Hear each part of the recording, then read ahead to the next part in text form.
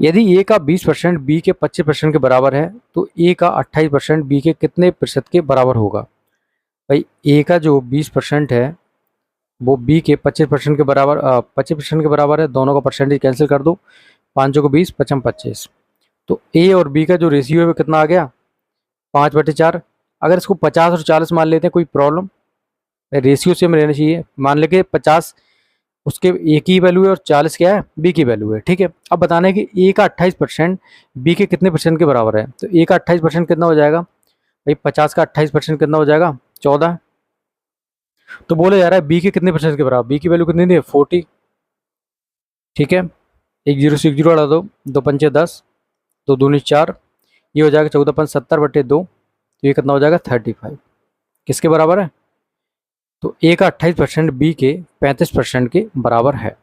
Next, यदि A B से 25% अधिक है और बी सी से 30% कम है तो ए और सी का अनुपात ज्ञात कीजिए। सबसे पहले ए बी और सी का हम निकाल लेते हैं क्या? वैल्यू। तो ए की वैल्यू डिपेंडेंट है बी पर और बी की वैल्यू डिपेंडेंट है किस पर? सी पर। तो सबसे पहले हमें सी मानना पड़ेगा। सी मान लेते हैं 100। बी कितना हो जाएगा? 70। भाई ये 30% कम है सी से बी। और ए जो है 70 से मतलब बी से 25% अधिक है। तो कितना हो जाएगा? ये हो जाएगा 17.5। जब ये 17.5 हो जाएगा इसका 25%, तो ये कितना हो जाएगा? 87.5। तो हमें निकालना है ए और सी का रेशियो। ए और सी का रेशियो 87.5 डिवाइड बाई 100। इसको यहाँ पर ले आओ, 25 से कट करते हैं इसको। 25 या 75 हो जाएगा, 12 बचेगा, 25 पंचे 125, ये 25 को 140, 5×7 = 65, 40। तो ए और सी का जो रेशियो है वो कितना आ जाएगा? 7:8। नेक्स्ट, यदि x का 50% y के 25% के बराबर है तो x और y का रेशियो निकालिए। x का 50% बराबर है किसके? y के 25% के।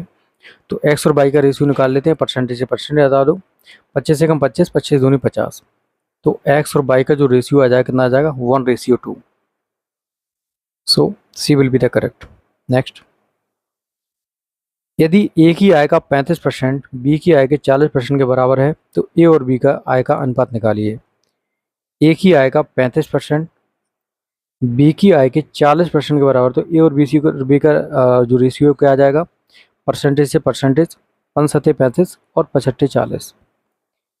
ए और ए रेशियो भी कितना आ जाएगा? 8:7। सो इसके लिए क्या होगा? बी करेक्ट होगा। नेक्स्ट, यदि एक ए बी का 125% है तो बी ए माइनस बी के कितने परसेंट के बराबर होगा? ए और बी को पूरा क्वेश्चन परसेंटेज में तो 100 वैल्यू मान सकते हैं। तो ए डिपेंडेंट है किस पर? बी पर। तो बी की वैल्यू 100 मान लेते हैं। ए जो है वो बी का 125% है, मतलब 100 का 125% कितना हो जाएगा? 125। तो बोला जा रहा है कि जो बी है ना वो ए माइनस बी के कितने प्रतिशत के बराबर है ये निकालना है। तो बी की वैल्यू कितनी आ जाएगी? बी की वैल्यू दे रखी है 100 और ए माइनस बी का अगर मान निकालें तो कितना आ जाएगा? 25 मल्टीप्लाई बाई 100, या ये 4 टाइम्स हो जाएगा। तो इसकी वैल्यू जो आ जाएगी 400। सो जो बी है वो ए माइनस बी का कितना होगा? 400 के बराबर। बी